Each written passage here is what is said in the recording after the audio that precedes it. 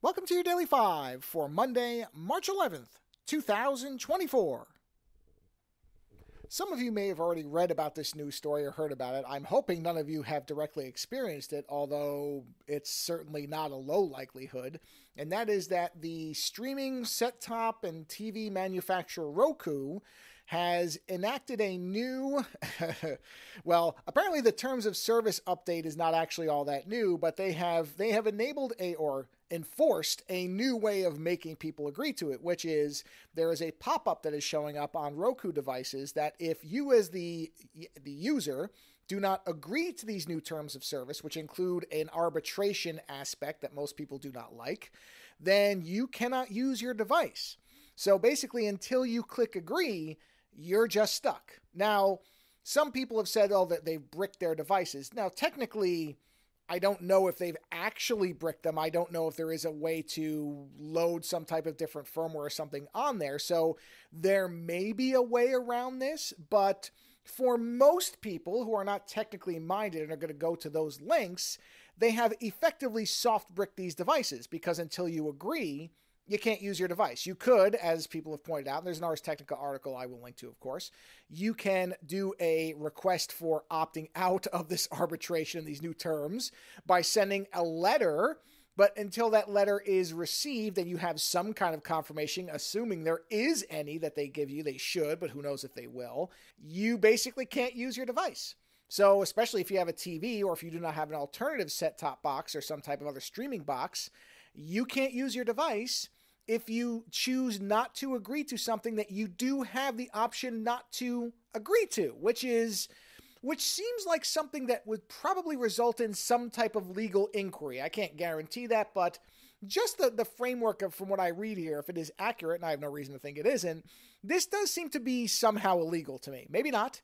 The United States has certainly shown far more leniency towards companies than users, forever, and it's not getting any better, but this doesn't seem like something that should be possible. In any event, this isn't really surprising to me. It's been a while since I've talked about this, but some people who've been listening for years now may remember that I was once all in on Roku. I, at one point, had a Roku device attached to just about every screen in our household, starting with the Roku 2, the 3, the Premier, the Ultra. I got pretty much, for a while there, almost every type they had because I thought they were great devices, and I have long been a fan of keeping the TV dumb and the box smart. And that way, if something like this happens, the TV still works. I mean, that could change at some point. There are people talking about at some point you'll be forced to have your TV online or it won't work, at which point I won't be buying TVs that make you do that anymore. I don't care how good they might be. But for today, you can still keep them pretty dumb and they still work and you can just attach a box to them. But the thing that really got me off of Roku was, and this may have been a signal as far as how much they were caring about their consumers. This does follow the Cory Doctorow model pretty well. There was a technical issue that came up with one of the Roku boxes with one of my older TVs, and Roku showed no interest in fixing it. Not just for me, but for a lot of people who were running into this particular issue. And there was a point where I realized, based on their responses and lack of responses, that they were changing as a company, and I basically jumped out. And that was it. The Roku was gone. The only thing I have left is I have one little streaming stick still, because it is really easy to throw in a bag in case I have to go someplace that's not my house and watch something, which isn't very often, but it's nice to have it in case I need it. But that's it. Everything else, Roku is gone. And, honestly, seeing what they're doing here, I feel like that was a very wise decision. One of the few times I've actually been able to game something way ahead. I'm not pretending I really had that type of prescience. I think I was just lucky, or that I just saw something that was so annoying that it drove me someplace that I would have ended up anyway.